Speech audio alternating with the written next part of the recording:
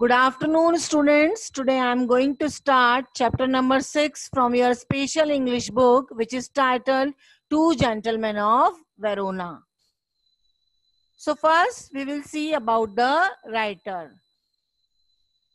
Born in 1896, the author of the novel A.J. Cronin was a medical practitioner in Wales and London. इसके जो writer हैं, इसके जो लेखक हैं, वो एजे क्रोनिन हैं, जो कि एक चिकित्सा के क्षेत्र में प्रैक्टिशनर के रूप में जाने जाते हैं, जो कि वेल्स लंदन में एक जगह है. When he was recovering from an illness, he ended up writing his first novel.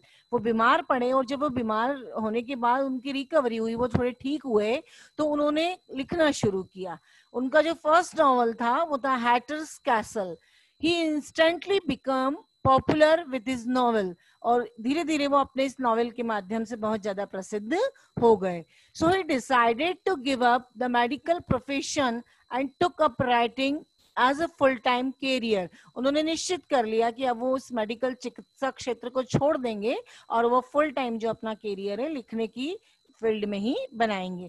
The Spanish gardener is one of his most notable work. Spanish gardener करके उन्होंने जो एक लिखा था नॉवेल, वो बहुत एक नोटेबल नॉवेल माना जाता है. इन दिस आर्टिकल्स, ये जो कहानी आप पढ़ेंगे टू जेंटलमैन ऑफ वेरोना, इसमें another one of his renowned work, ये भी एक उनका बहुत प्रसिद्ध आर्टिकल माना जाता है जो कि लोगों को बहुत पसंद आया था. Taken from the early play by William Shakespeare. William Shakespeare का एक प्रसिद्ध नाटक था, उसमें से इसे लिया गया है.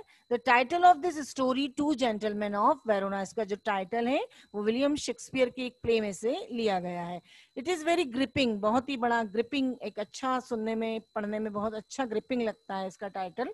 The story is about how two sincere and selfless young boys face hardship for the treatment of their sister suffering from tuberculosis. इसमें बताया गया है कि किस तरीके से दो मेहनती लड़के, सिंसियर बच्चे रहते हैं, सेल्फलेस, जिनमें कोई स्वार्थ की भावना नहीं रहती है, वो अपने जीवन में बहुत कठोर समय को फेस करते हैं सिर्फ इसलिए क्योंकि उनकी जो बहन है वो टीबी की बीमारी से सफर हो रही है, पीड़ित है.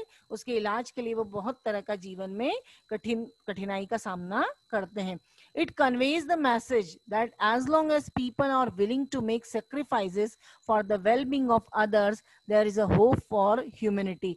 इस आर्टिकल के माध्यम से ये मैसेज लोगों तक पहुंचाया गया है कि अगर आप त्याग की भावना को ध्यान में रखकर काम करते हैं, आप दूसरों की भलाई के लिए काम करते हैं, यही वजह है कि ये कहीं ना कहीं मानवता की, ह्यूमैनिटी की एक होप, एक उम्मीद हमें नजर आती है जब आप त्याग करते हैं, वो भी सिर्फ दूसरों की खुशी के लिए. So first we can see the difficult word meaning. यहाँ पर कुछ word meanings हैं जो आपको इस चैप्टर से रिलेटेड हैं, आप देख सकते हैं. फर्स्ट एक cautious का मतलब होता है सतर्क, केयरफुल रहना. shabby, ill dress, जिसमें आपने बहुत अच्छे तरह की ड्रेस नहीं पहनी है, लुक अच्छा नहीं है, उसे shabby कहा जाता है. थर्ड वन disapproval, डिसअप्रूवल मना कर देना, क्रिटिसाइज कर देना. brisk, गुड, brisk का मतलब होता है गुड. slacken मतलब रिड्यूस, कम हो जाना. engaging, attractive. hog means sold करना. इरेंट्स मतलब ऑड जॉब्स, ऐसे काम करना जो सामान्यतः नहीं किए जाते हैं. Immigrate, take up citizen of another country, किसी दूसरे देश की नागरिकता हासिल करना. Vexations, annoyances, humble, modest. Scarcely, hardly, and last one intrude, मतलब किसी मामले में बिना परमिशन के हस्तक्षेप करना. So first you can see in this slide, the narrator is driving through the foothills of the Alps along with his companion.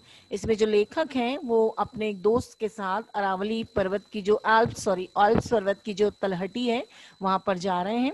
While driving on the outskirts of Verona, जब वो वेरोना में गाड़ी से जाते हैं, गुजरते हैं, two young boys who sell wild strawberries stop their car. दो छोटे लड़के जो हैं उनकी कार के को रोकते हैं और उनके पास वाइल्ड स्ट्रॉबेरीज, जंगली स्ट्रॉबेरीज रहती हैं जिसको वो उन्हें बेचने की कोशिश करते हैं. यहाँ आप देख रहे हैं दोनों boys. The small boys appear to be quite shabby and the driver is not keen on buying strawberries from them. जैसा कि हमने शेबी का मीनिंग देखा था कि अच्छे से कपड़े नहीं पहनना, अस्त व्यस्त रहना। तो आप देखेंगे कि चूंकि जो छोटा लड़का था उसका लुक बड़ा शेबी था, अच्छा नहीं दिखाई दे रहा था, तो ड्राइवर जो था वो बहुत ज्यादा इस बात को लेकर परेशान था और वो बिल्कुल भी नहीं चाहता था कि जो नरेटर हैं वो इनसे स्ट्रॉबेरी खरीदें। Then the narrator's companion gets to know that the boys are brother. लेकिन नरेटर के जो साथी उस कार में बैठे थे वो जानते थे कि ये दोनों जो हैं भाई हैं। The elder one age 13 is Nicola, उसमें जो बड़ा वाला भाई है उसकी उम्र 13 वर्ष है और उसका नाम है Nicola. And the younger brother age 12 is Jacopo, और जो छोटा भाई है उसकी उम्र 12 वर्ष है और उसका नाम जेकोपो है। यहाँ आप दोनों के पिक्चर क्लियरली देख सकते हैं। The first one Nicola and the second who is younger, उसका नाम क्या था, Jacopo. The narrator and his companion buy the biggest basket of strawberries from the boys and go towards the city. चूंकि narrator को उनके मित्र ने समझाया कि कोई बुराई नहीं है इनसे खरीदने में, इन बच्चों को वो जानते हैं, तो उन्होंने वो एक बड़ी सी जो बास्केट थी स्ट्रॉबेरीज की वो उन बच्चों से खरीद ली और वो सिटी की तरफ बढ़ गए। The next morning, they again see the same two boys doing the shoe shining job, and on being asked, they say that they do many things for a living. दूसरे दिन जब नरेटर और उनके मित्र उठे तो उन्होंने देखा कि वही जो दोनों लड़के हैं वो जूते पॉलिश करने का काम कर रहे थे। और जब उनसे पूछा गया कि आप ऐसा क्यों करते हैं तो उनका जवाब था कि हम अपनी जीवित रहने के लिए, अपनी जीविका चलाने के लिए ऐसे बहुत सारे काम करते हैं।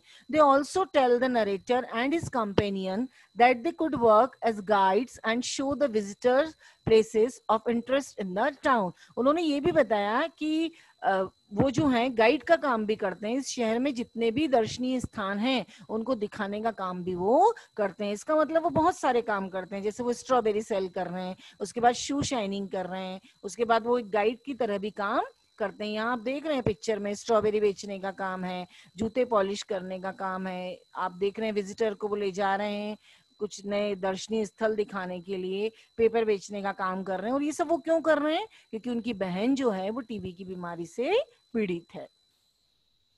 So the narrator asks them to take them to the Juliet's tomb. तो narrator उन्हें कहता है कि ठीक है उन्हें जूलियट की टॉम देखनी है तो तुम उन्हें दिखाओ। During the time of their stay in the town, the two young boys turn out to be very helpful to the visitors. जितने समय वहां पर नरेटर रुके उतने समय जितना भी काम वो जितनी भी हेल्प विजिटर्स की और नरेटर्स की कर सकते थे उन दोनों बच्चों ने, लेखक की और उनके साथी की, बहुत ज्यादा मेहनत करी। Then the boys are found with a bundle of unsold newspapers and are ready to sell them when the last bus arrived one night. अभी पहले वाली स्लाइड में हमने देखा कि वो पेपर बेचने का काम भी करते थे, तो आधी रात तक वो चौराहे पर रुके रहते थे ताकि वो जो पेपर के बंडल्स आप देख रहे हैं पिक्चर में उनके पास में रखे हुए हैं, लास्ट बस तक आने का वो इंतजार करते थे ताकि जो लास्ट बस आए और उसमें भी जाकर वो बस में लोगों को न्यूज़पेपर सेल कर सकें और उससे जो कमाई होगी, उससे जो अर्निंग होगी, उसका उपयोग जो है वो अपनी बहन के इलाज के लिए कर सके। And the narrator then talks to them and ask them why they are working so hard. Narrator उनको जब ये सब करते हुए देखता है तो वापस उनसे पूछता है कि तुम इतनी मेहनत क्यों कर रहे हो, क्योंकि नरेटर ने उनको बहुत सारे और काम करते हुए देखे, जूते पॉलिश करना है, विजिटर्स को लेकर जाना है अलग अलग जगह दिखाने के लिए, पेपर बेचने का काम है, स्ट्रॉबेरीज बेचने का काम है। तो नरेटर को बड़ा आश्चर्य लगता है कि इतना सब काम करने के बाद इनको डेफिनेटली अर्निंग तो अच्छी होती है, कमाई तो अच्छी होती है, लेकिन उसके बावजूद भी इनके रहन सहन में किसी तरह का परिवर्तन क्यों नहीं देखने को मिलता है। He also told them that they seemed to fetch sufficient money, so why were they not spending anything on clothes and food? Narrator वही प्रश्न उनसे करते हैं कि जहां तक मैं देख रहा हूं कि तुम इतना सब काम करके बहुत एक पर्याप्त पैसा कमा लेते हो, तो तुम इस पैसे को अपने कपड़ों और भोजन पर क्यों खर्च नहीं करते हो?